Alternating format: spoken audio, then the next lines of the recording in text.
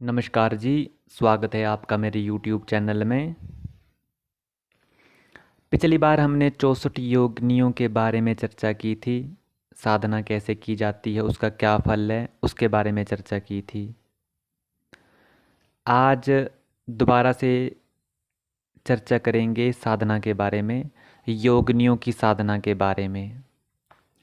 बात ऐसी है कि आजकल लोगों को इतना उलझा दिया गया है कि अगर उसके सामने कोई आसान सा रास्ता हो तब भी उसे समझ नहीं आता।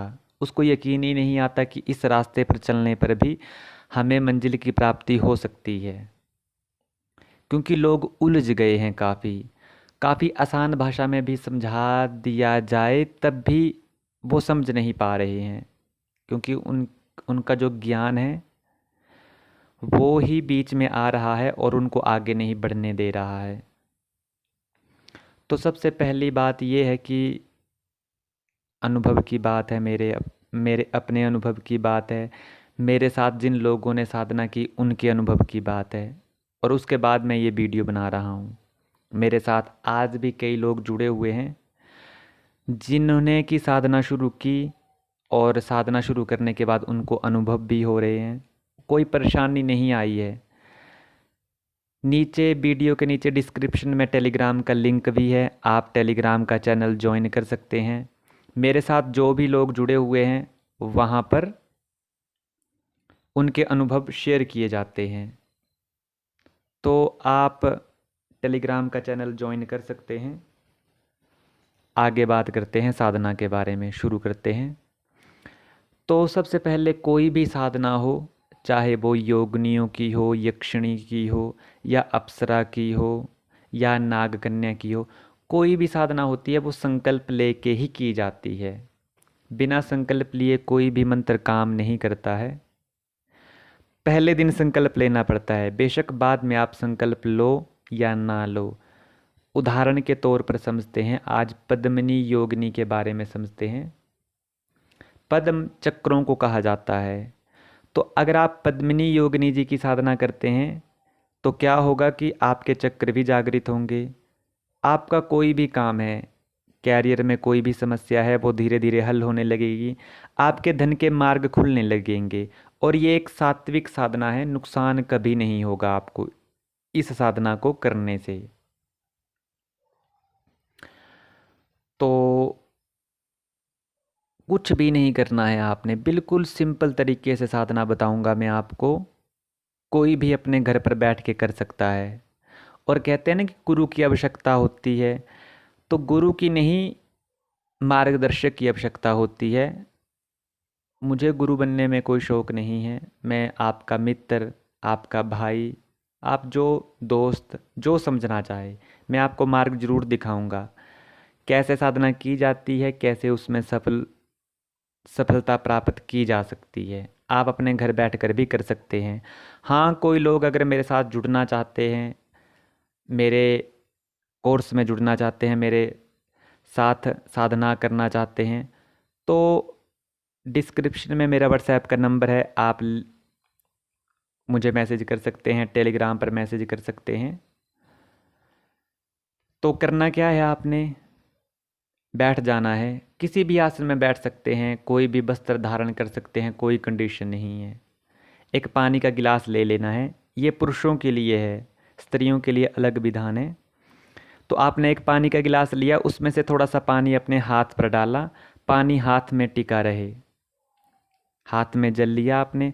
और सबसे पहले बोलना है कि मेरा नाम, मेरा गोत्र ये है, जो भी आपका गोत्र हो। उदाहरण के तौर पर समझते हैं, वशिष्ठ गोत्र, मेरा गोत्र वशिष्ठ है, मेरा नाम आदित्य शर्मा है। हे पद्मिनी योगिनी जी, आपके मंत्र का जाप करूंगा। आप पत्नी का रूप छोड़कर किसी भी रूप में आ सकती हैं, आपका स्वागत है। मेरे जीवन में जो भी समस्या है, आपके जीवन में जो भी समस्या हो, कैरियर की, रिलेशन की, हेल्थ की, कर्जे की, कोई भी समस्या हो, वो समस्या बोल सकते हो आप कि मेरे जीवन में ये समस्या है, आप उसमें मेरी मदद करें। जितना होगा उतना मैं जाप करूंगा। अगर कोई लोग 11 माला 21 दिन तक जाप कर सकते हैं तो वो ये ऐसा बोलेंगे कि मैं 11 माला 21 दिन तक रोज करूंगा।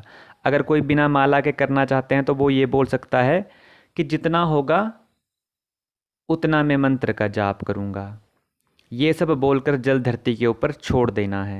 हाथ में जल लिया, अपना गोत्र बोला, नाम बोला, और उसके बाद जो चीज़ें बोली है वो बोला कि आप पत्नी का रूप छोड़कर किसी भी रूप में आ सकती हैं, जो समस्या है वो बोली। उसके बाद जितनी आप जाप करना चाहेंगे, कोई 11 माला करना चाहता है, 21 माला करना चाहता है, उतना ले सकते हैं कि इतने दिन तक इतनी माला करूँगा। तो अगर कोई बिना माला के करना चाहता है तो वो ये बोल सकता है कि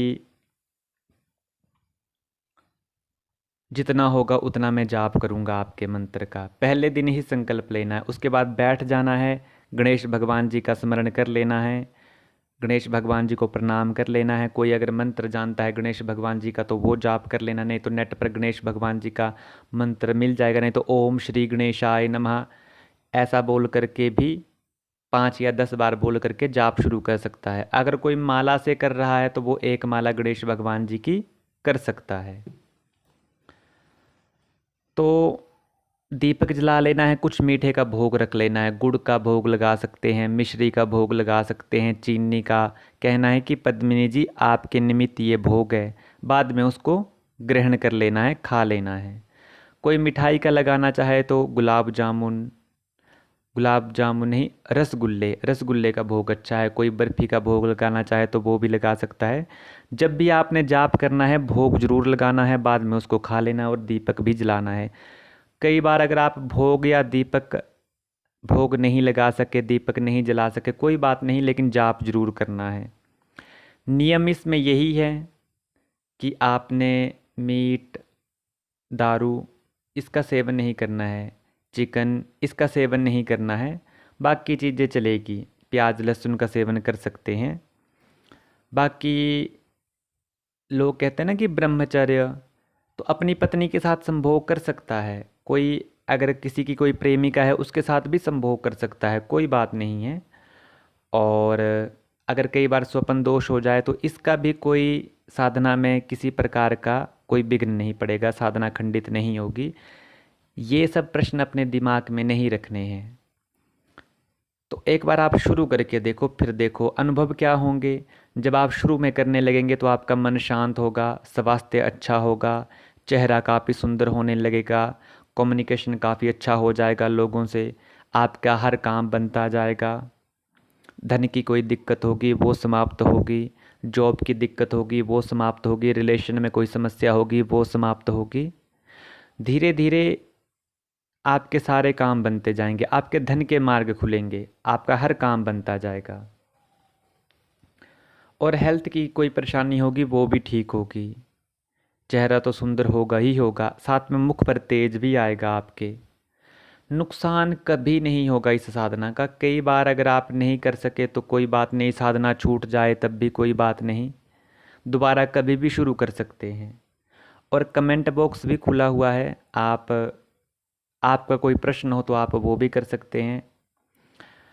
बाकी अगर कोई लोग अपनी कुंडली दिखाना चाहता है या हस्तरेखा दिखाना चाहता है तो वो भी टेलीग्राम पर मैसेज कर सकता है। छोटी सी फीस पहले आपको पे करनी होगी, उसके बाद आपकी कुंडली या हस्तरेखा का विश्लेषण किया जाएगा। बाकी वीडियो कैसी लगी आप कमेंट करके बता सकते हैं। चैनल अच्छा लगे तो लाइक ज़रूर करें और सब्सक्राइब भी करें। किसी दूसरे को भी शेयर करना चाहेंगे तो वो भी कर सकते हैं, ग्रुप बने हैं तो उसमें भी शेयर कर सकते हैं। मिलते हैं अगली वीडियो में अगली साधना के साथ। तब तक के लिए धन्यवाद। आप सभी के अंतःकरण में स्थित परमात्मा को नमन। हर हर महादेव। शुभ रात्रि। जय महादेव।